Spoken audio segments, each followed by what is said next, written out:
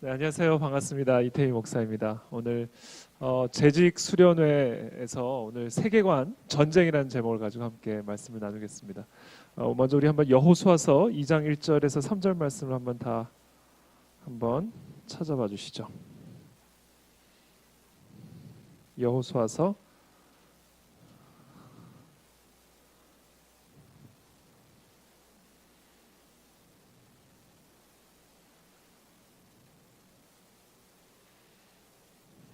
여호수아서 2장 1절에서 3절 말씀.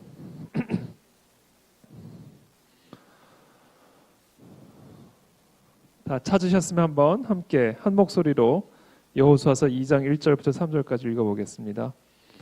시작. 눈의 아들 여호수아가 시딤에서 두 사람을 정탐꾼으로 보내며 이르되 가서 그 땅과 여리고를 엿보라 하매 그들이 가서 라합이라는 기생의 집에 들어가 거기서 유숙하더니 어떤 사람이 여리고 왕에게 말하여 이르되 보소서 이 밤에 이스라엘 자손 중에 몇 사람이 이 땅을 정탐하러 이리로 들어왔나이다. 여리고 왕이 라합에게 사람을 보내어 이르되 네게로 와서 네 집에 들어간 그 사람들을 끌어내라. 그들은 이 온 땅을 정탐하러 왔느니라. 아멘. 네, 오늘 이 본문 말씀은 우리가 잘 알다시피 이스라엘 백성들이 그 가나안 정복 전쟁을 앞두고 가나안 땅의 관문이라고 할 수 있는 이 여리고를 정복하기 위해서 두 명의 정탐꾼을 미리 보내는 그 장면이 기록이 되어 있습니다. 제가 이 말씀을 묵상할 때 왜 하필이면 이 두 명의 정탐꾼이 다른 곳이 아니라 라합의 집으로 들어갔을까, 기생의 집으로 들어갔을까, 이게 되게 좀 궁금했어요. 하고 많은 데를 두고 보통 전쟁을 앞두고는 다 스파이를 보내죠. 정탐꾼, 간첩들을 보내죠. 그래서 그 적국의 그 상대방의 뭐 군사 요지라든지 정보 기관이라든지 이런 중요한 지역에 들어가서 중요한 정보를 캐내서 전쟁에 활용하기 위한 것이 정탐꾼을 보내는 목적이죠. 근데 왜 이스라엘 군대에 이 두 명의 정탐꾼은 이 중요한 전쟁을 앞두고 이 라합의 집, 기생의 집으로 들어갔을까? 좀 궁금하지 않으셨죠? 지금까지. 저게 좀 궁금했어요. 근데 여기 이 기생이라고 표현이 되어 있는데요. 이게 사실은 원래 의미는 창녀입니다. 우리 라합이 우리가 알다시피 예수님의 족보에 나오잖아요. 예수님의 조상이란 말이죠. 그러니까 우리 어떤 유교적인 전통에 의해 어떻게 예수님의 조상이 창녀가 있을 수 있느냐. 좀 약간 순화적인 표현을 쓴 것 같습니다. 제 생각에. 근데 사실은 창녀예요. 라합은 창녀였습니다. 왜 창녀의 집으로 들어갔을까? 그게 좀 궁금했어요. 그 이유를 제 나름대로 좀 한번 생각을 해봤습니다. 우리가 그 이유를 나름대로 추론하기 위해서는 당시 이 가나안이라는 땅, 이 여리고라는 땅이 어떤 땅이었는지 좀 이해하실 필요가 있어요. 어떤 세계관을 가지고 당시 이 가나안 사람들이 살아갔는지. 모든 사람들은 다 세계관을 가지고 있습니다. 세계관을 갖고 있지 않은 사람은 없어요. 세계관이라는 것은요, 말 그대로 세계를 바라보는 관점입니다. 똑같은 것을 보고도 다르게 봅니다. 누구는 그것이 옳다고 생각하고 누구는 그것이 잘못됐다고 생각하고 10명 있으면요 10명의 관점이 있고요 10개의 의견이 있습니다. 왜냐하면 사람마다 각자의 안경, 관점을 가지고 있기 때문에 그 관점을 통해서 보기 때문에 다르게 보이는 거죠. 오늘 이 두 명의 정탐꾼이 이 라합의 집으로 들어간 이유를 이해하기 위해서, 전쟁을 앞두고 이 라합의 집으로 들어간 이유를 알기 위해서는 당시 가나안 사람들의 세계관이 무엇이었는지를 이해하실 필요가 있어요. 가나안 사람들의 사상, 가나안 사람들의 세계관이 무엇이었는지 이해할 필요가 있습니다. 당시 가나안 사람들은요, 우리가 잘 알다시피 바알을 숭배를 했습니다. 이제 제 사진, 이제 이걸로 넘겨주시면 됩니다. 바알을 숭배했죠. 여러분, 바알이 뭐의 신이죠? 바알이 뭐의 신이죠? 지금 아시는데 모르시는 척하는 거죠. 풍년의 신입니다. 풍요의 신, 그렇죠? 가나안이 우리가 알다시피 이제 농축 지역이었죠. 농사를 짓는 지역이었습니다. 그러니까 농사를 짓는 지역에서 가장 중요한 게 뭐였을까요? 풍년이에요. 어촌에 가면 물고기를 많이 잡는 게 최고의 그래서 그 어촌에 가면 물고기를 잘 잡을 수 있도록 우상을 숭배하죠. 이 가나안 땅은 농축 지역이었기 때문에, 농업 지역이었기 때문에 가나안 땅에서 섬겼던 우상은 바알이라고 하는 신인데, 이 바알은 풍요의 신, 풍년의 신입니다. 이 풍년의 신인 바알에게는 와이프에 해당할 수 있는 여신이 있었는데, 그 여신의 이름이 뭐냐면 아스다롯이라고 하는 여신이었습니다.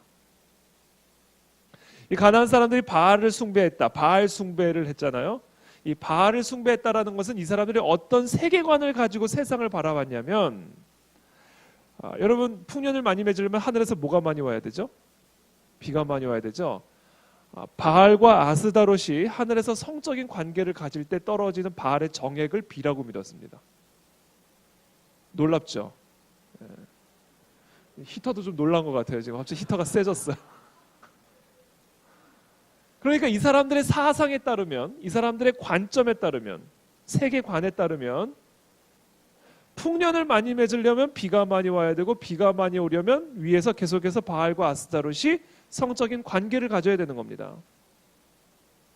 그래서 당시 이 가나안 사람들은 지속적인 비가 내리게 하기 위해서 이 바알 신전에 모여서 함께 집단적인 성행위를 가졌죠.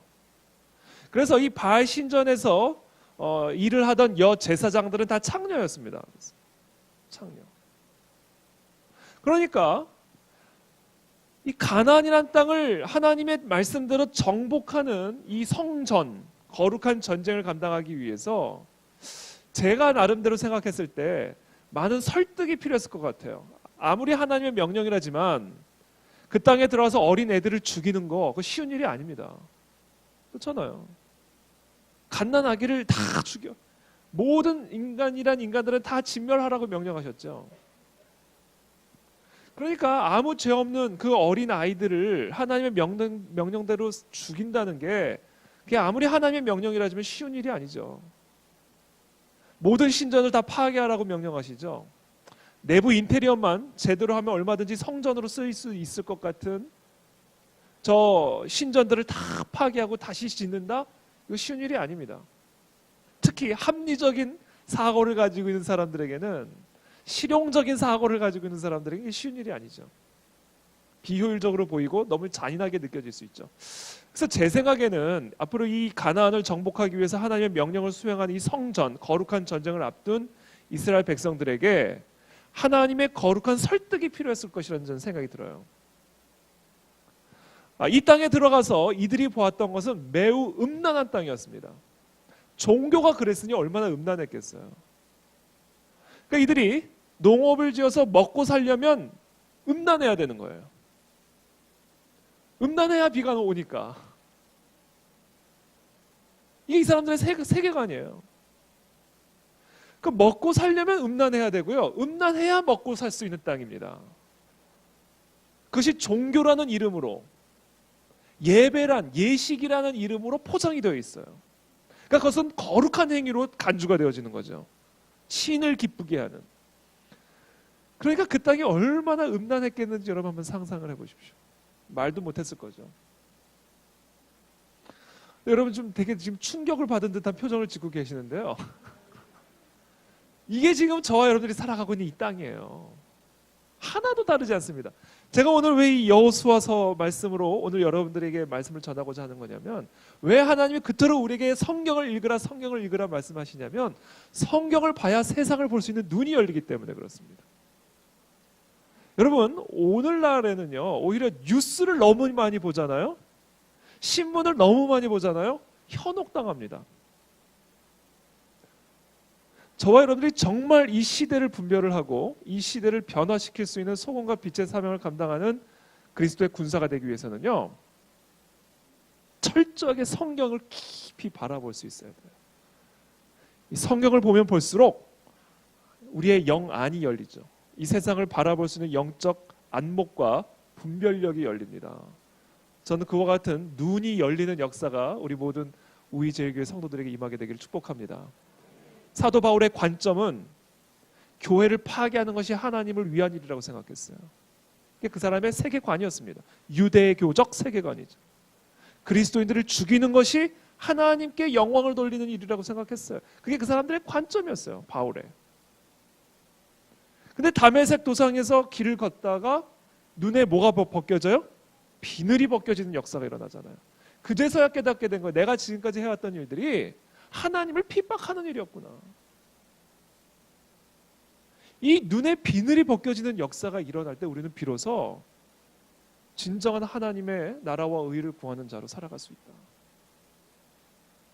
그래서 정말 우리 이 시대의 재직, 교회의 리더십으로 세워지기 위해서는요, 이 세상적인 방식, 세상적인 관점, 이런 것들이 다 벗겨져야 됩니다.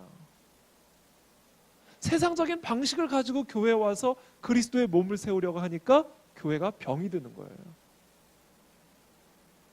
그래서 저는 저와 여러분들이 정말 그리스도의 몸된 교회를 섬기기 위한 종으로, 재직으로 세워지기 위해서 가장 먼저 변해야 될 것, 눈이 바뀌어야 됩니다.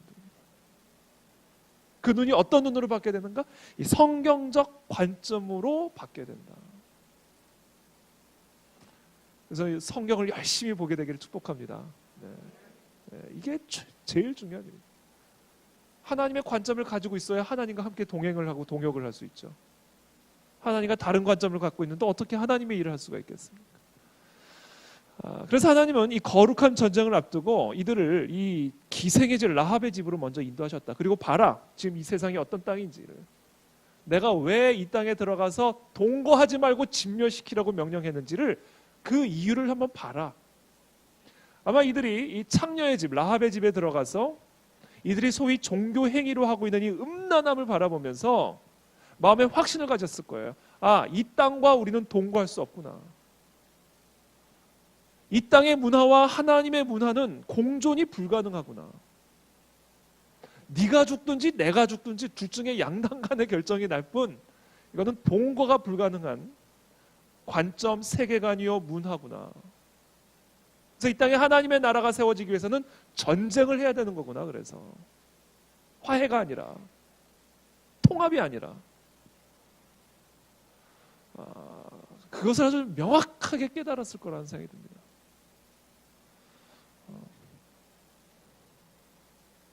그래서 제가 저는 이제 목회를 쭉 하다가 중간에 잠깐 목회를 쉬고 미국에 가서 변호사가 돼가지고 왔습니다. 변호사가 돼가지고 제가 이제 주중에는 이제 법인에서 일을 하면서 주말에만 이제 파트타임으로 목회를 한 4년간 하게 되었는데, 왜 저에게 그런 시간을 주셨을까라는 생각을 좀 해봤어요. 저는 이제 교회 안에서만 성장한 소위 말하는 교회 오빠 출신, 세상을 잘 몰랐어요. 교회 오빠 출신이라 교회 안에서 그냥 쭉. 근데 이제 목회를 하다가 변호사가 돼가지고 세상 속으로 들어가니까 뭐 다른 세상에 온 것 같아요. 다른 세상에. 근데 그 가운데 제가 여러 가지 사회에서 일어나는 일들을 아주 가까이서 보게 되고 소위 세상을 보게 된 거죠. 세상을. 제가 세상에서 4년이라는 시간 동안 소위 정탐을 하는 시간이었다는 생각이 듭니다.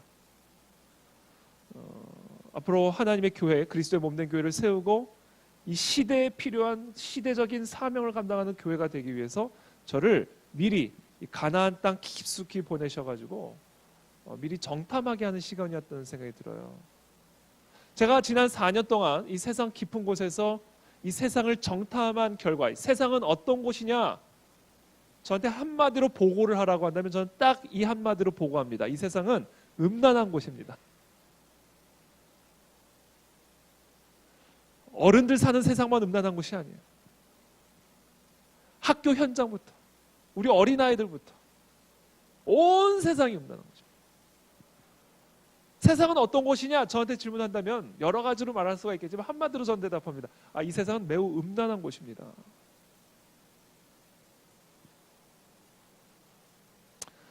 그게 가나안의 문화였고 바알 세계관, 그와 같은 음란한 문화의 뿌리에는, 배후에는 이 가나안의 바알적 세계관이 있었다라는 걸 여러분들이 이해하셔야 돼요.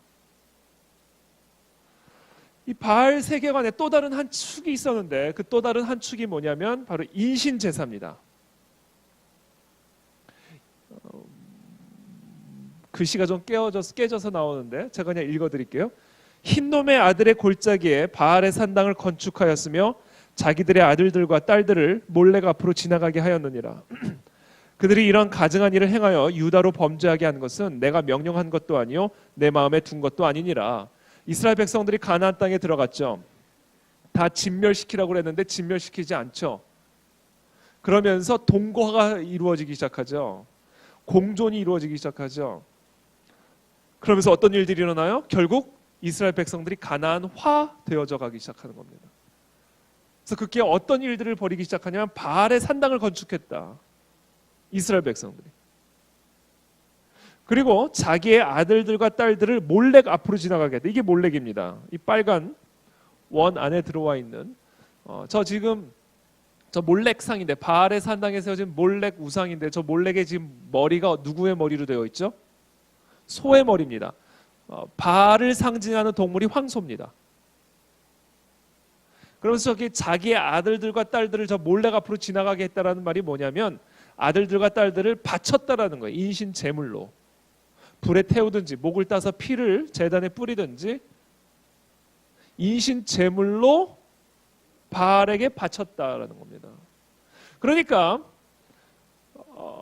이 가나안의 바알적 세계관은요, 한 축에서는 매우 음란함이 있었고요, 또 다른 한 축에서는 매우 잔인함이 있었던 겁니다.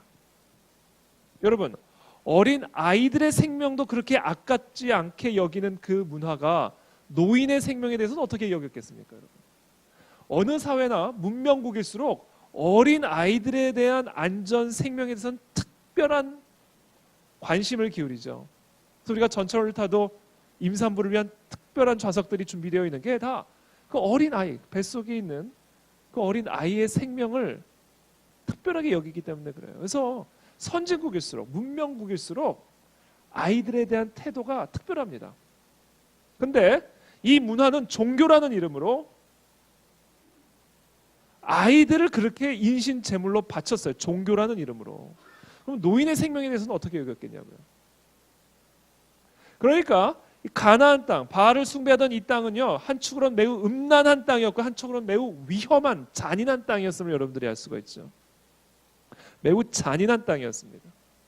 한쪽에서는 음란한 신음소리가 울려 퍼지고 한쪽에서는 아이를 죽이는 아이들의 곡소리가 울려 퍼지던 땅. 그 땅이 가나안 땅이었어요. 제가 왜 오늘 이 시간 가나안의 소개를 여러분께 드리냐면 바로 그 땅이 지금 우리가 살고 있는 이 땅과 동일한 땅이라는 겁니다. 너무 우리가 익숙해져서 그것이 더 이상 이상하게 느껴지지 않을 만큼 너무나 평범하고 익숙한 그런 음란하고 잔인한 땅에서 저와 여러분들이 살아가고 있습니다.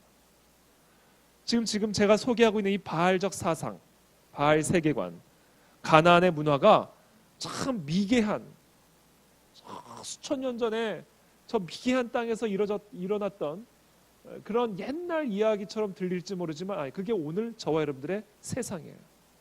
그 세상 속으로 저와 여러분들을 그리스도의 군사로 보내신 겁니다. 그곳에서 이 가나안의 정복 전쟁을 감당하라. 이게 재직입니다. 이 교회예요, 교회.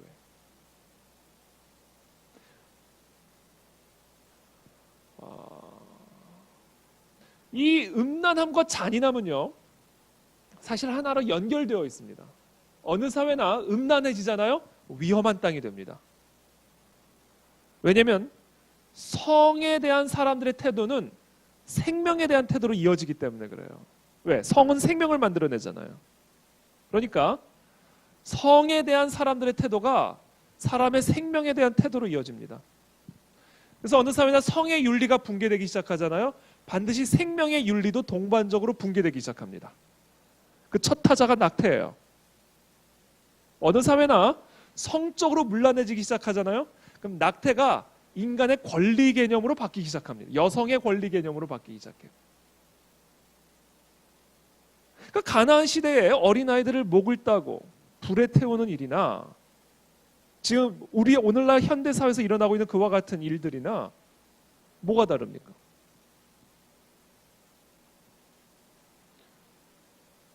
어디서 그 표를 봤어요? 엄마의 선택에 따라 내가 생명이 될 수도 있고 세포 조직이 될 수도 있고 단순한 세포 조직이냐 생명이냐 그게 엄마의 결정에 달려 있다라는 거예요. 그게 지금 우리가 살아가고 있는 시대 아니에요.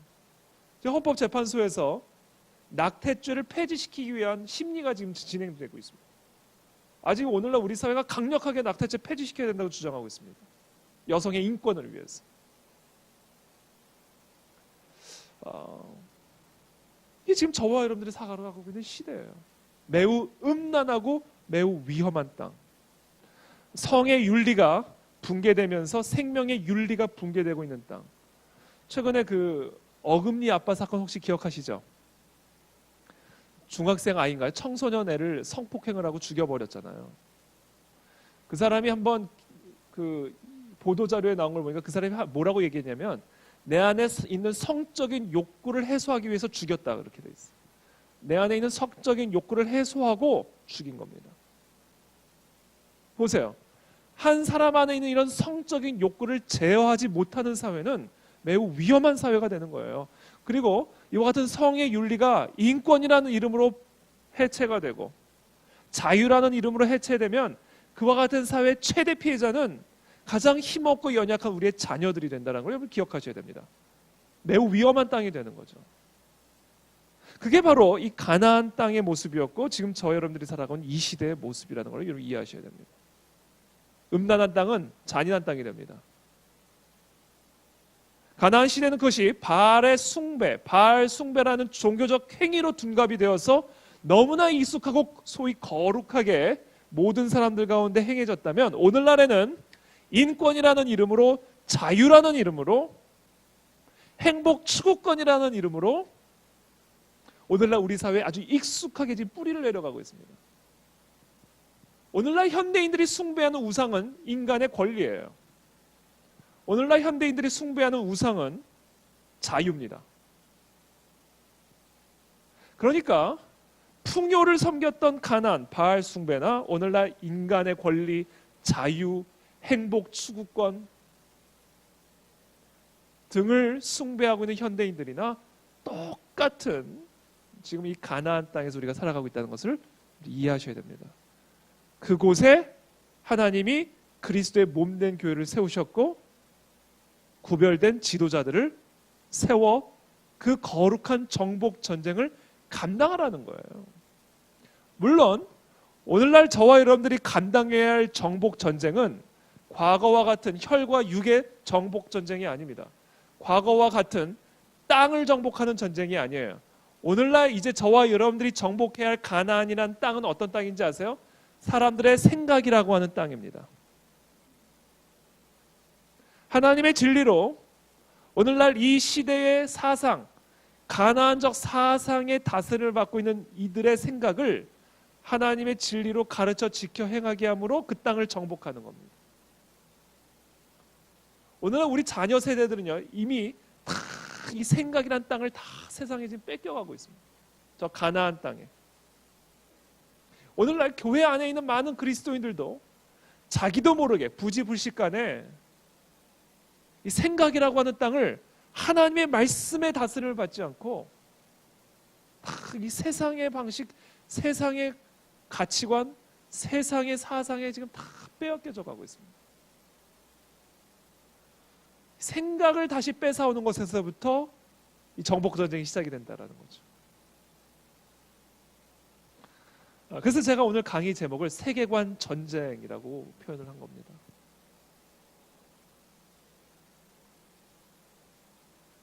지금 저와 여러분들이 살아가고 있는 이 가나안 땅이 어떤 땅인지, 이 가나안적 사상, 지금 이 시대의 사람들을 다스리고 있는 이 가나안적 사상이 어떤 사상인지에 대한 좀 더 구체적인 이제 사례들, 구체적인 설명들을 좀 더 계속해서 해드리도록 하겠습니다.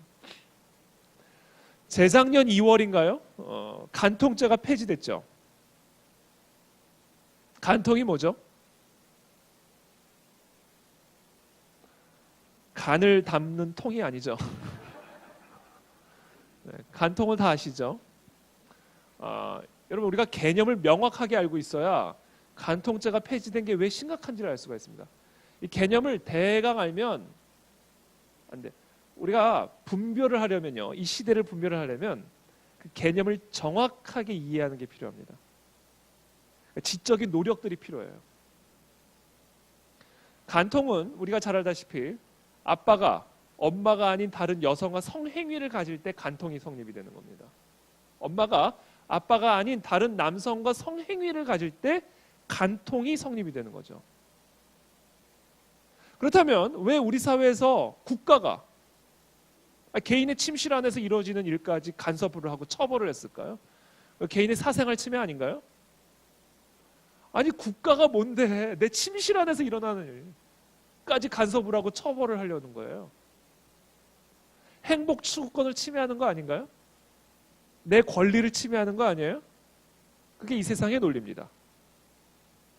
왜 국가가 내 개인적인 프라이버시까지 침실까지 침범을 해가지고 처벌을 한 해만 하냐는 거예요. 그건 내가 갖고 있는 권리를 침해하는 거라는 겁니다. 국가가. 그래서 폐지가 된 거예요. 왜 국가가 처벌을 했을까요? 왜 국가가 간통죄를 처벌을 했을까요? 그거 뭐 두 성인이 서로 합의해서 관계를 갖든 말든 그 국가가 간섭할 일이 아닌가요? 왜 처벌을 했을까요? 저와 여러분들의 자녀들을 지켜주기 위함입니다. 왜냐하면 이와 같은 간통의 행위가 우리 부모 가운데 간통의 행위를 벌일 경우에 그것의 가장 큰 피해자는 우리의 자녀들이기 때문에 우리의 자녀들은 우리 부모의 절대적으로 의존적인 존재들이죠. 성숙한 나이가 될 때까지는 부모의 공급, 부모의 양육, 부모의 돌봄과 교육이 필요합니다. 그래서 우리 자녀들이 성숙한 나이에 이르기까지는 이 아이가 가장 행복하고 안정적인 환경 속에서 성장할 수 있는 강력한 울타리를 만들어줘야 돼요. 누가? 부모가. 이것이 느슨해지면 우리 아이들이 위험에 처하게 됩니다. 물론 여러분 주변에도 계신지 모르겠지만 제 주변에도 이 부모님들의 어떤 이런 문제로 말할 수 없는 고통과 상처를 갖고 있는 뭐 어른들도 있고 아이들도 있고 많이 있습니다. 여러분 주변에도 아마 있을 거예요. 여러분 그와 같은 아빠가 자기를 버렸다고 생각을 해요. 엄마가 나를 버렸다고 생각합니다. 그 상처가 치유가 잘 안 된 만큼 강력하게 각인이 됩니다. 그러니까 국가가 이와 같은 간통이라는 죄를 처벌했던 이유는 앞으로 이 나라와 민족을 책임져야 할 우리 자녀들이 건강하고 안전한 가정이라는 울타리 속에서 부모의 돌봄과 사랑과 양육을 받으며 그 책임과 권한 아래에서 성장할 수 있도록 하기 위한 일종의 조치였죠. 근데 그걸 폐지시켰어요. 폐지시키면서 그 논거를 이렇게 설명을 합니다. 성에 관한 국민의 의식이 변화하고 성적 자기 결정권을 중시하고 있기 때문에 오늘날 현대인들은 더 이상 간통을 처벌하는 것은 헌법에 부합하지 않는다. 헌법 정신에 부합하지 않는다. 이렇게 판결을 내린 겁니다. 지금 이 헌법재판소 이 논거 안에 아주 그냥 전형적인 가나안적 사상, 가나안적 세계관이 고스란히 녹여져 있습니다. 성에 관하여 어떤 절대적인 표준이 있는 것이 아니라 국민들의 의식이 변화됨에 따라 성에 관하여 옳고 그름은 얼마든지 바뀔 수 있다는 겁니다. 모든 인간이 마땅히 따라야 할 삶의 표준, 기준, 원칙, 질서와 같은 것들은 존재하지 않고 모든 원칙, 질서와 기준은 누가 정하면 되는 거예요? 내가 정하면 된다는 거예요. 이것이 아주 전형적인 가나안적 사상입니다. 우리는 이 사상과 싸워야 되는 거예요. 이 사상이 교회의 적입니다. 왜냐하면 그 사상이 태초에 마귀가 아담과 하와에게 불어넣었던 사상이기 때문에. 선악과를 먹으면 왜 죽죠?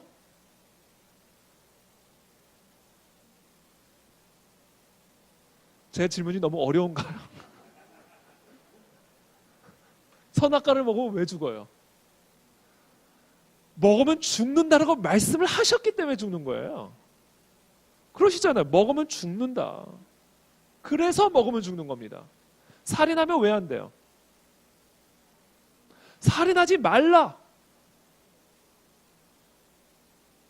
왜 안 돼요? 왜? 살인하면 왜 안 돼요? 우리 돼지 잘 살인하잖아요. 살해해서 먹잖아요.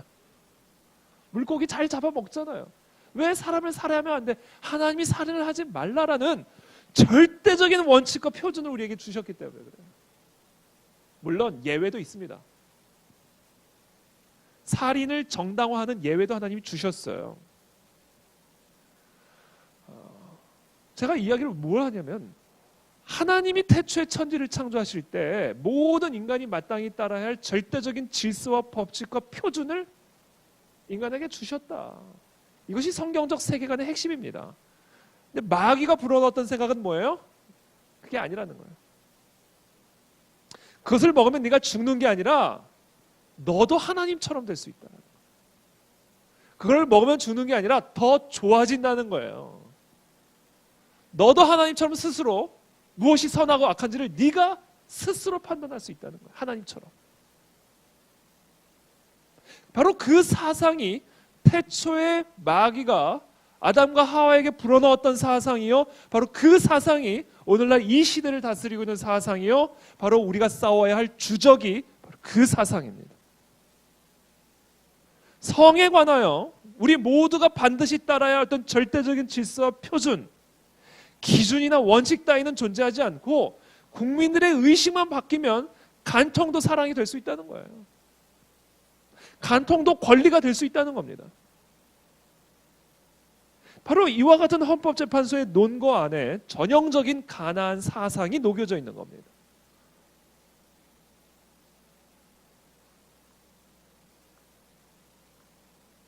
군형법 92조 6을 폐지하라. 군형법 92조 6이 뭔지 아세요? 군대 내에서 남성 간의 학문 성관계를 가질 때 2년 이하의 징역에 처하는 법이 군형법 92조 6입니다. 여러분 정 궁금하시면 인터넷에 군형법 92조 6을 쳐보세요. 그 법조항이 나옵니다. 남성 간의 학문 성행위 및 성적 행위를 했을 때 군대 내에서 2년 이하의 징역에 처하는 법이에요. 이거 지금 폐지시켜야 된다고 주장하고 있습니다.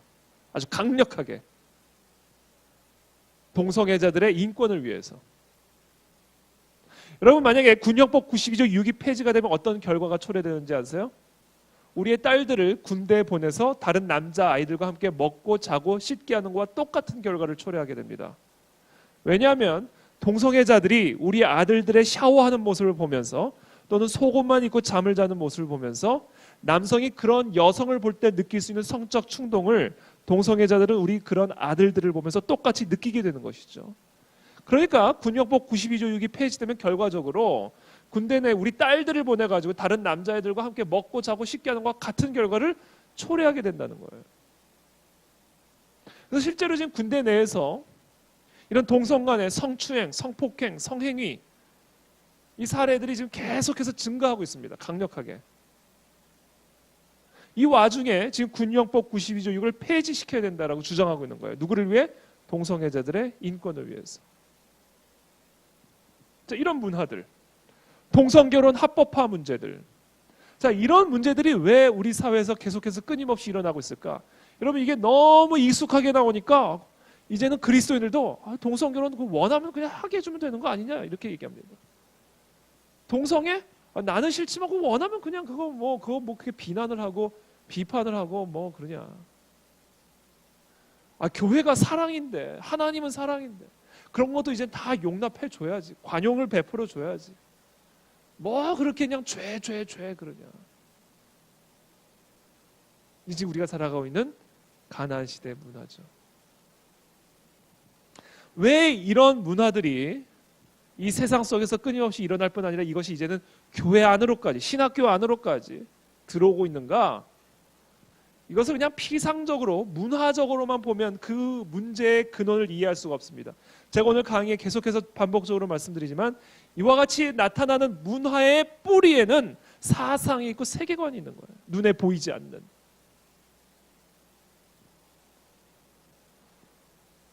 사랑이 뭐냐? 인권이 뭐냐? 평등이 뭐냐, 결혼이 뭐냐, 이와 같은 이슈들을 바라보는 서로 다른 두 관점, 세계관이 오늘날 우리 사회에서 아주 치열하게 전쟁을 펼치고 있는 겁니다. 지금 가나안 정복 전쟁과 같이 하나님의 진리를 토대로 한 이스라엘의 군대와 바알을 숭배하는 바알적 사상으로 무장된 가나안의 군대와의 치열한 영적 전쟁이 오늘날 우리 이 시대 이 땅에서 우리의 생각 속에서 펼쳐지고 있다는 것이죠. 그 한 축은 성경적 세계관, 하나님의 진리를 토대로 모든 옳고 그름을 분별하는 하나님의 말씀 중심적으로 세상을 바라보는 성경적 세계관과 가나안적 세계관, 바알적 세계관, 그것을 오늘날 철학적 용어로는 자연주의 세계관이라고 말을 합니다. 자연주의. 오늘날 이 현대인들을 다스리고 있는 가나안적 세계관, 바알적 사상을 저는 지금부터 자연주의 세계관이라고 명명하고 설명을 드리겠습니다. 이 두 서로 다른 세계관이 아주 치열하게 이 사회에서, 이 세상에서, 그리고 우리 생각 속에서 전쟁을 벌이고 있습니다. 우리는 이 전쟁에서 승리해야 되는 거예요. 우리가 감당해야 할 가나안 정복 전쟁이란 바로 이 하나님의 진리를 토대로 한 성경적 세계관으로 우리 세상의 각 영역 속으로 들어가 이 세상을 다스리는 자연주의 세계관을 무너뜨리는 일들을 감당해야 되는 것이다. 그것이 예수님이 승천하시면서 우리에게 말씀하신 지상 명령이었어요. 온 하늘과 땅의 권세가 내게 주어졌으니 너희는 가서 내가 너희에게 분부한 모든 것들을 가르쳐 지키게 하라. 이게 바로 이 이야기예요. 내가 너에게 분부하여 가르쳐 준 것들을 지키게 하라. 세상 끝날까지 내가 너와 함께 하리라. 이 세계관의 전쟁을 명령하고 계시는 거죠.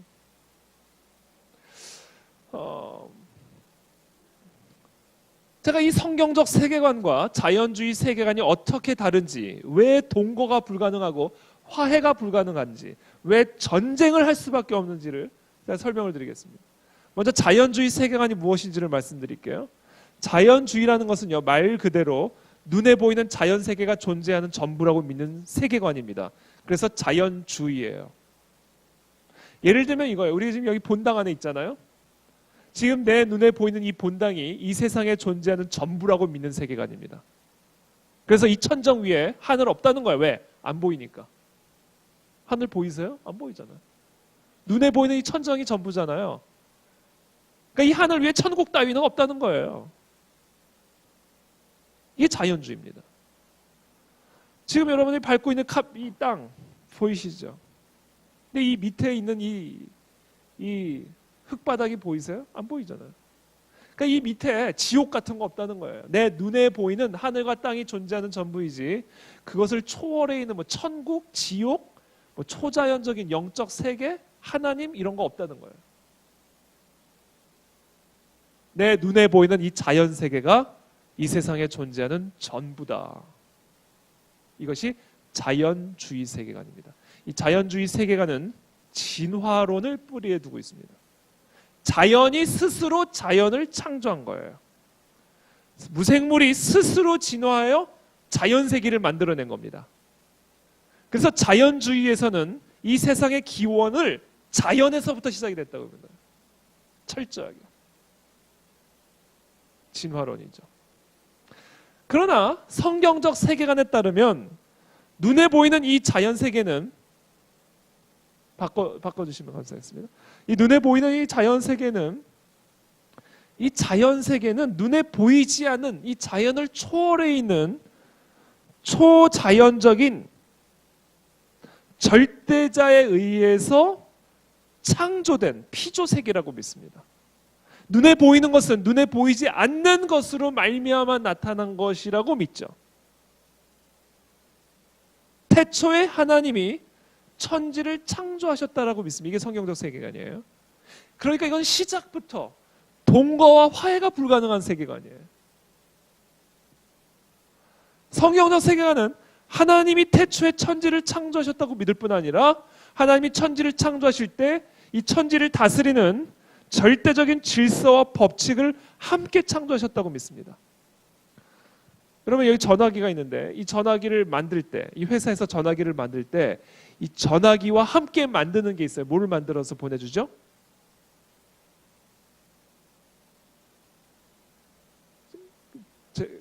물론 배터리도 보내주시죠. 근데 질문자의 의도를 좀 잘 파악을 하셔서 사용 설명 법을 같이 만들어주죠.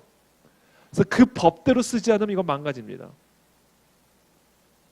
똑같이 하나님이 이 자연 세계를 창조하실, 자연 세계만 달랑 창조한 게 아니에요.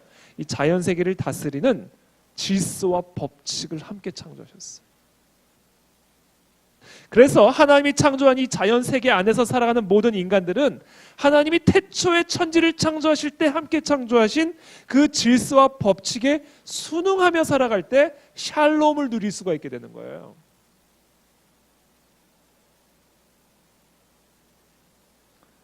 예를 들면 하나님이 창조하신 질서와 법칙 가운데 대표적인 게 자연의 법칙이죠. 그렇죠? 자, 중력의 법칙 누가 만들었어요? 중력의 법칙. 네? 오늘 아예 답을 안 하시기로. 어디 가서 질문했더니 뉴턴이라고 그러던데 아니에요. 뉴턴은 발견한 사람이죠. 중력의 법칙을 누가 만들었어요? 하나님이 만드셨어요. 그러면 하나님을 믿는 사람에게만 중력의 법칙이 적용이 되나요? 나는 하나님 존재하지 믿지 않아. 나는 날 수 있어, 날 수 있어. 5층 건물로 올라가가지고 긍정적인 사고가 중요한 거야. 날 수가 있어, 날 수가 있어. 너도 날 수 있고 나도 날 수 있어. 몸을 던지면 날아가요, 떨어져요? 떨어져 죽어요. 그러니까 여러분 기억하셔야 될 게 뭐냐면 내가 어떻게 생각하느냐는 하나도 중요하지 않아요. 왜냐하면 이 세상은 내 생각대로 움직이지 않기 때문에 그래요. 이 세상은 하나님이 창조하셨고 하나님이 정하신 질서대로 움직입니다.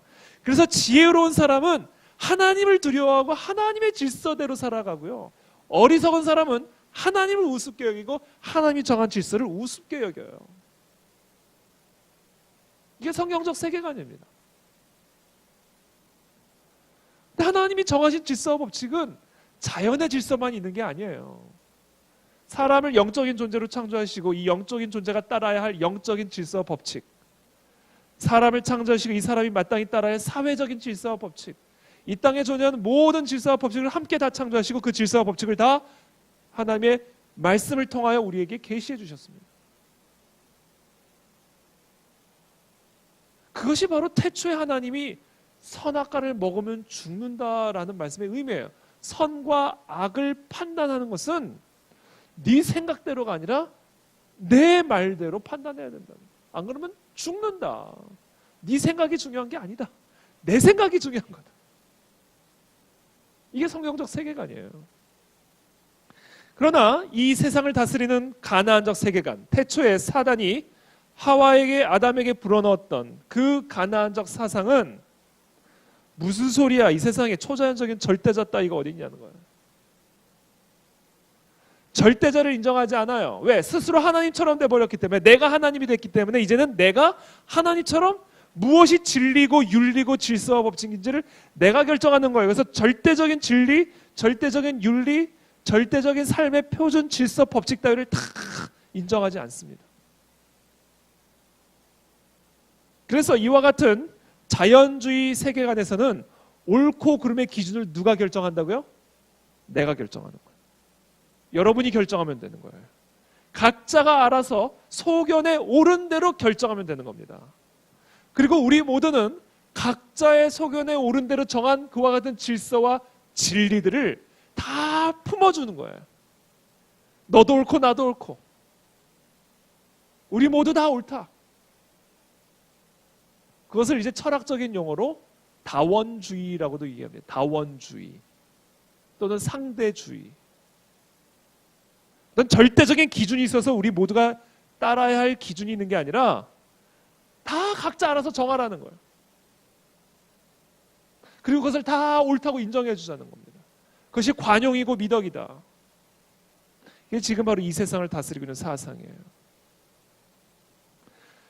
그래서 제가 지금부터 이 가나안 사상이 어떠한 문화적 열매를 맺고 있는지를 제가 구체적으로 설명드리기 전에 이 자연주의 세계관을 한마디로 요약을 하고 넘어가겠습니다. 지금까지 한 이야기를 정리를 하고 넘어갈게요. 이 세상을 다스리고 있는 가나안적 사상, 자연주의 세계관이라는 것은 한마디로 이거예요. 이 세상에 절대적인 진리는 존재하지 않는다. 이게 가나안적 사상입니다. 근데 조금 더 한 단계 더 나아가요. 가나안 사상이.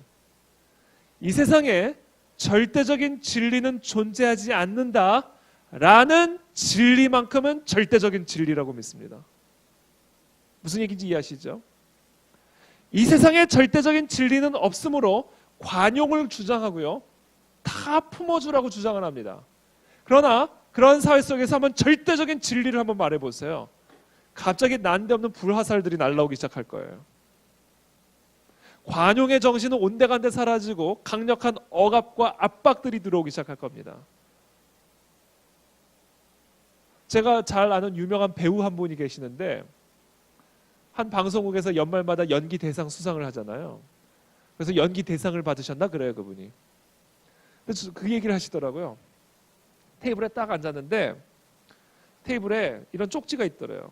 뭐냐면 방송 앞에서 하나님께 영광을 돌린다라는 이와 같은 표현들은 삼가해 주십시오. 아니 그렇게 관용을 중시하는 나라가 너도 옳고 나도 옳다고 이렇게 얘기하는 사회가 왜 학교에서 창조론을 얘기하면 안 되죠? 혹시 여기에 교직에 계신 분들이 계신지 모르겠는데 여러분은 공립학교 교직 가운데 계신 분들이 혹시라도 계신다면 교단에서 창조론 한번 얘기해 보세요. 교단에서 동성애는 옳지 않다라고 한번 말해 보세요. 여러분들의 자리가 위태로워집니다. 정말 위태로워지는지 아닌지 확인하고 싶은 분들 한번 해보세요. 그러니까 이 세상이 다스리고 있는 사상은요, 단순히 이 세상에 절대적인 진리는 없다 해서 그치지 않아요. 이 세상에 절대적인 진리는 없다라는 진리만큼은 절대적인 진리라고 믿습니다. 그래서 이 사회에서 절대적인 진리를 주장하잖아요. 돌을 맞기 시작하는 거예요. 왜? 절대적인 진리는 없어야만 하기 때문에. 그래서 이것은 본질적으로 전쟁이에요. 본질적으로. 이것이 저와 여러분들이 처한 영적 전쟁의 본질이다. 이 영적 전쟁을 감당할 수 있는 교회를 세우는 것이 재직의 사명이고 오늘날 이 가나안 땅에 세워진 이 그리스도의 몸된 교회의 사명이라는 걸 여러분 이해하셔야 됩니다. 그걸 가지고 우리 자녀들을 교육해야 돼요. 교회에서. 제가 이제 좀 이따 설명드리겠지만 우리 자녀들은 완전히 지금 가나안 교육에 노출되어 있습니다. 교회에서 그 아이들을 강력하게 훈련시켜주지 않으면 시간이 지나면 다 교회 떠나게 되어 있습니다. 시간 문제. 지금은 부모의 권위 아래에 있으니까 교회 나오죠. 그러나 그 아이들이 일주일에 6일은 철저한 가나안 교육을 받고 있습니다. 그 가나안 교육이 가장 완성 단계에 이르는 단계가 대학 교육이에요. 그거 지나가면 끝입니다. 그냥 교육 사상이 완전히 가나안 사람이 되고요.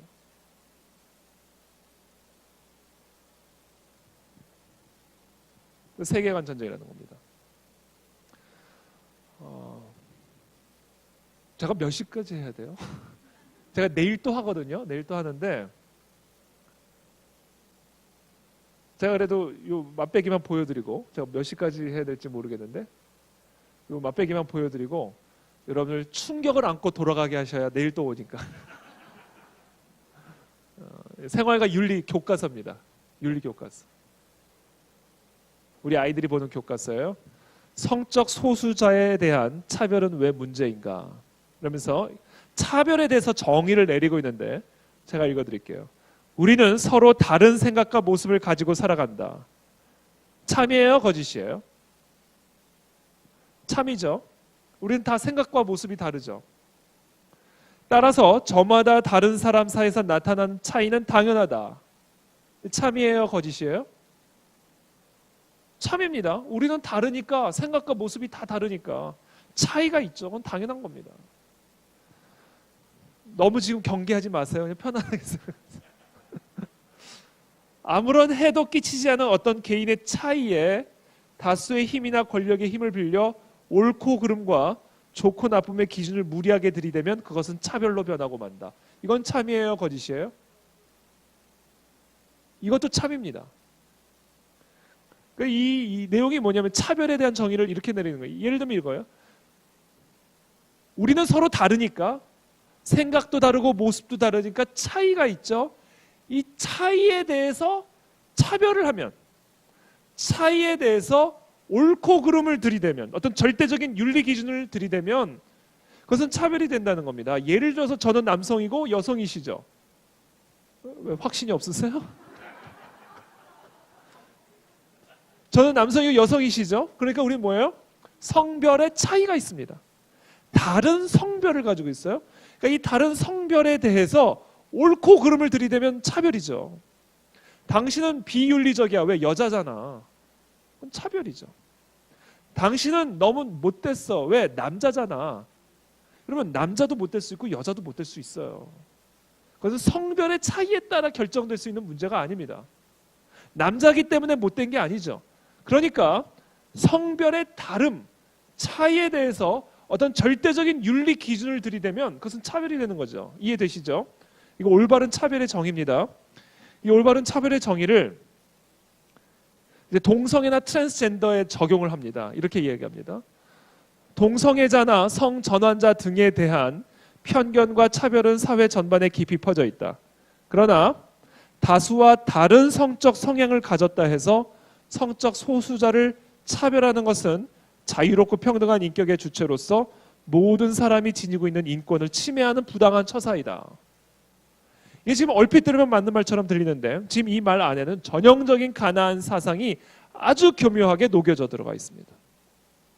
지금 이 교과서에 따르면 동성애자나 성전환자 등에 대한, 그러니까 동성애나 성전환과 같은 것들을 단순히 다수와 다른 성적 성향이라고 이야기를 하고 있습니다. 제가 질문하겠습니다. 동성애나 트랜스젠더가 단순히 다른 겁니까? 아니면 틀린 겁니까? 할렐루야. 왜 틀린 거죠?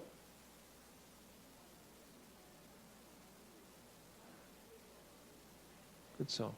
이제 드디어 입이 좀 열리셨네요. 여러분들이 개인적으로 아무리 동성애가 옳지 않다고 생각해도 여러분들의 생각이 절대적인 기준이 될 수는 없습니다. 그렇죠? 여러분들이 아무리 공부를 많이 하셨고 아무리 합리적인 사고를 하며 이 동성애에 대해서 옳지 않다라고 생각해도 여러분들의 생각이 모든 사람이 따라야 할 절대적인 기준이 될 수는 없는 거예요. 우리가 이것이 절대적으로 틀렸다라고 말할 수 있을 때에는 어떤 절대자가 있어야 되고 그 절대자가 부여한 절대 기준이 있어야 됩니다. 그것이 없으면 절대적인 기준은 있을 수 없어요. 동성애가 잘못된 이유, 동성애는 틀린 이유는요, 물론 여러 가지 이유를 들여 설명할 수 있지만 더 궁극적으로 하나님의 말씀 때문에 그런 겁니다. 물론 세상 사람들이 이 하나님의 말씀의 권위를 인정해요, 안 해요? 그럼 우리도 그것을 타협해야 돼요? 온 세상 사람들이 이것이 잘못됐다, 온 세상 사람들이 동성애가 사랑이라고 말을 해도요, 우리 그리스도인들은 이 말씀을 토대로 흔들림이 있으면 안 됩니다. 존 낙스, 스코틀랜드의 종교개혁자였죠. 종교개혁을 했으니 얼마나 어마어마한 영적 공격이 있었겠습니까? 한 사람이 존 낙스에게 얘기합니다. 온 세상 사람들이 당신을 지금 반대하고 있습니다. 그랬더니 존 낙스가 뭐라고 그랬는지 아세요? 그렇다면 나는 온 세상 사람들을 반대합니다.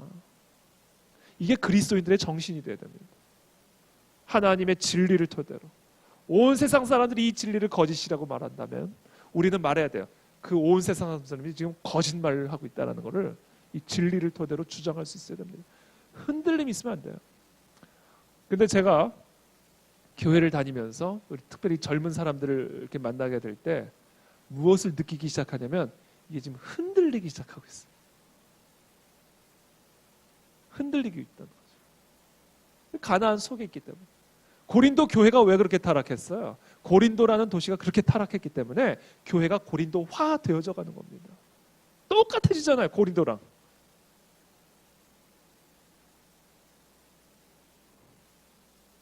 이게 지금 흔들리고 있다는 거예요. 흔들리고 있다. 지금 우리 여기 계신 우리 부모님 세대까지는 그래도 괜찮아요. 우리 자녀 세대가요, 지금 이게 완전히 다 뿌리 뽑힐 지경에 지금 와 있습니다. 지금. 그 신앙을 우리가 어떻게 이어줄 거냐. 이게 오늘날 이 시대 교회의 리더십들, 재직들의 아주 본질적인 사명이라는 걸 여러분 기억하셔야 됩니다. 안 그러면 시대가 흐르면 흐를수록 저와 여러분들은 구원을 받을지 모르지만 우리의 손자, 우리의 증손자들은 구원을 받을 확률이 그만큼. 그럼 어쩔 거예요? 어쩔 겁니까? 저와 여러분만 구원받고 천국 가면 되는 건가요? 그게 아니잖아요. 제가 이 이야기만, 이 교과서 이야기만 좀 마무리를 하고 오늘은 제가 강의를 마무리 짓겠습니다. 지금 이 교과서는요, 틀림의 범주에 있는 동성애 트랜스젠더를 뽑아다가 인종이나 성별과 같은 다름의 범주에 집어넣고 동성애에 대해서 옳고 그름을 따지는 행위를 인종이나 성별과 같은 다름의 범주의 문제에 대해서 옳고 그름을 따지는 것과 똑같은 차별적인 행위라고 지금 가르치고 있는 겁니다. 그래서 지금 이 교육을 받고 우리 아이들이 학교에서 이런 교육을 받고 교회에 왔는데 교회 목사님이, 전도사님이 얘들아 동성애는 죄야. 그러면 얘네들의 귀에는 어떻게 들리는지 아세요? 얘들아 흑인은 열등해. 왜? 피부가 검었잖아 라는 말과 똑같이 받아들입니다. 왜? 동성애나 트랜스젠더를 다름의 범주로 배웠기 때문에 그래. 틀림이 아니라 인종, 성별과 같은 다름의 문제로 배웠기 때문에 그 관점으로 동성애를 바라보고 트랜스젠더를 바라보고 그 관점으로 성경을 보는 거예요. 그러면 성경이 이상한 책이 되는 거죠. 그러면 동성애나 성전환 등, 이 등이라고 되어 있는데 여러분 법률 용어에서 제일 무서운 단어 중에 하나가 뭔지 아세요? 등입니다. 등. 뭐든지 다 들어갈 수 있어요. 근데 완벽하게 감출 수가 있습니다. 이 등에는요 100여 가지가 넘는 성적 지향이 있습니다. 동성애, 트랜스젠더뿐이 있는 게 아니에요. 소아성애, 어린 아이들을 상대로만 성행위를 하는 사람들입니다. 그걸 페도필리아라고 합니다. 또 메카노필리아, 이거는 기계 성애자, 기계만 보면 성적 흥분을 느끼는 사람들이에요. 네크로필리아, 시체 성애자도 있습니다. 주필리아, 동물 성애자들도 있어요. 이게 다 지금 등 안에 들어가 있는 거예요. 그것은 옳고 그름의 문제예요? 그냥 단순히 다름의 문제입니까? 성인이 소아성애를 하는 게 다름의 문제예요? 사람이 시체와 성행위를 하는 게 그냥 단순히 다름의 문제입니까? 그게 지금 다 등 안에 들어가 있다니까요. 100여 가지가 넘는 게 있어요. 성적 지향에는. 제가 한번 우리나라 한 대표적인 방송국에서 대표적인 동성애자랑 1대1 토론회를 한 일이 있습니다. 1대1 토론을 하는데 그 사람이 정확하게 지금 이 윤리교과서에 나온 이 내용을 가지고 저를 공격하더라고요. 동성애를 비판하는 당신은 인종차별주의자, 성차별주의자와 같은 차별주의자라는 거예요. 저보고. 그래서 제가 얘기했어요. 나는 차별주의가 아니다. 동성애 하는 건 당신의 자유다. 동성애를 비판하는 건 내 자유다. 여러분 비판으로부터 자유로운 사람이 누가 있어요? 우리나라에서. 대통령도 비판으로부터 자유롭지 않습니다. 근데 왜 우리 동성애자들은 절대로 비판을 받으면 안 됩니까? 왜 어떤 일이 있어도 동성애자들은 왜 비판을 받으면 안 되죠? 그래서 제가 얘기했어요. 동성애 하는 건 당신의 자유지만 비판하는 건 내 자유다. 동성애가 그렇게 좀 열심히 하시라. 난 열심히 비판하겠다. 각자의 길을 가자. 근데 저보고 계속 저보고 차별주의자라는 거 있거든요. 제가 질문을 했습니다. 그렇다면 당신은 소아성애에 대해서는 어떻게 생각합니까? 그랬더니 그건 말도 안 된다는 거예요. 그건 어린아이들의 인권을 침해하는 거래요. 그래서 제가 얘기했어요. 왜 당신은 소아성애자들을 차별하십니까? 질문했어요. 그랬더니 갑자기 입이 굳어요. 제가 그 굳은 입술을 본 순간 다시 반격을 던졌습니다. 당신은 일부 다처제에 대해서는 어떻게 생각합니까? 그랬더니 그건 또 말도 안 된대요. 제가 무슨 말만 하면 말도 안 된대요. 여성의 인권을 침해하는 거래요. 그래서 제가 얘기했어요. 왜 당신은 일부 다처제자들을 차별하십니까? 시체 성애자는 어떻게 생각하십니까? 그랬더니 거의 막 뒤로 넘어가려고 그래요. 어떻게 동성애랑 시체 성애를 비교하냐는 거예요. 제가 얘기했어요. 왜 당신은 시체 성애자를 차별하십니까? 왜 당신은 동물 성애자를 차별하십니까? 당신은 무엇을 기준으로 동성애는 다름의 문제고 이런 소아 성애와 같은 것들은 틀림의 범주에 속하게 되는지 그 기준을 나한테 설명해 달라고 얘기했어요. 그래서 이 사람이 말을 못해요. 얼굴이 벌개져요. 화를 내요. 토론을 하는데. 토론을 끝나고 이제 인사를 하러 갔어요. 이제 마무리는 그래도 아름답게 해야 되잖아요. 인사를 하러 갔어요. 근데 이분이 저한테 한마디 내어 던지고 소리를 지르고 갔습니다. 뭐라고 그랬는지 아세요? 저한테? 당신은 성폭행범이야! 그러고 갔어요. 그럼 제가 어딜 봐서 성폭행범으로 보입니까? 그 사람이 그렇게 화가 난 이유가 있어요. 뭔지 아세요? 그 사람이 갖고 있는 이 사상의 모순, 허점을 제가 정확하게 찔렀기 때문에. 무엇을 기준으로 동성애는 다름의 문제고 소아성애는 틀림이에요. 기준이 뭐예요? 사실 그 사람이 할 수 있는 유일한 대답이 딱 하나 있습니다. 뭔지 아세요? 다 된다. 그 사람이 원하면. 이게 사실 그 사람이 할 수 있는 솔직한 유일한 대답입니다. 그러나 그 대답을 차마 공중파 방송 앞에서는 할 수가 없었던 거죠. 이상한 소리를 들을 테니까. 아직 국민들의 의식이 소아 성애까지는 나가지 않았기 때문에 그래. 이제 시간이 흐르면 흐를수록 국민들의 의식이 변하면 변할수록 이 등 안에 감춰져 있는 것들이 하나 둘씩 튀어나오기 시작할 겁니다. 그게 지금 서구 사회의 모습이에요. 2001년에 네덜란드에서 세계 최초로 동성결혼 합법화된 이후에 이제는 근친상간도 처벌하지 않습니다. 합의만 하면. 합의해서 근친상간의 성행위하면 처벌하지 않아요. 독일 같은 나라에서는요, 동물 매춘업소가 따로 있습니다. 그러니까 그리고 소아성애도요. 지금 미국 정신의학협회에서 이 소아성애를 재정의하기 위한 노력들이 지금 진행 중에 있습니다. 그래서 이 사람들이 Before You Act라는 단체를 만들었는데 이 단체에서 소아성애를 재정의했어요. 뭐라고 재정의했는지 아세요? 소아성애는 세대 간의 친밀감이다. 이렇게 재정의했습니다. 개념이 확 달라지죠? 세대를 뛰어넘는 친밀감이라는 거예요. 소아성애가. 그래서 지금 정신질환 목록 안에 소아성애가 있는데 그걸 지금 빼기 위한, 삭제시키기 위한 노력이 진행이 되고 있어요. 그와 같은 노력이 70년대에 동성애에 대해서 이루어졌습니다. 동성애를 재정의하는 노력들이 이루어지면서 당시 정신질환 목록 안에 있던 동성애를 빼버린 거예요. 그러면서 정상화가 급격하게 이루어진 겁니다. 지금 그 노력이 소아성애에 대해서 지금 이루어지고 있습니다. 보세요. 시간이 지나면 지날수록 국민들의 의식이 변화되면 변화될수록 간통 폐지시키고 그 다음 동성애 정상화시키면 그 다음 타자가 나옵니다. 왜 안 돼요? 왜? 뭐 때문에 안 됩니까? 동성애는 되는데. 그러니까 미국에서 이런 소리가 나오는 거예요. 동성결혼을 합법화하면서 왜 일부 다처제는 차별하냐. 이런 얘기가 나오는 겁니다. 계속 다음 단계로 넘어가. 왜? 절대적인 기준을 인정하지 않기 때문에 그래요. 이게 지금 이 시대가 흐르고 있는 방향이에요. 그 방향에서 우리가 견고하게 이 진리를 가지고 서야 된다. 우리 자녀들을 가르쳐줘야 된다. 그리고 목소리를 내야 된다. 이것이 오늘날 이 시대의 재직의 사명이라고 저는 믿습니다. 교회, 그리스도의 몸된 교회의 시대적인 사명이라고 저는 믿습니다. 그래서 이어서 내일 계속해서 함께 말씀을 나누도록 하겠습니다.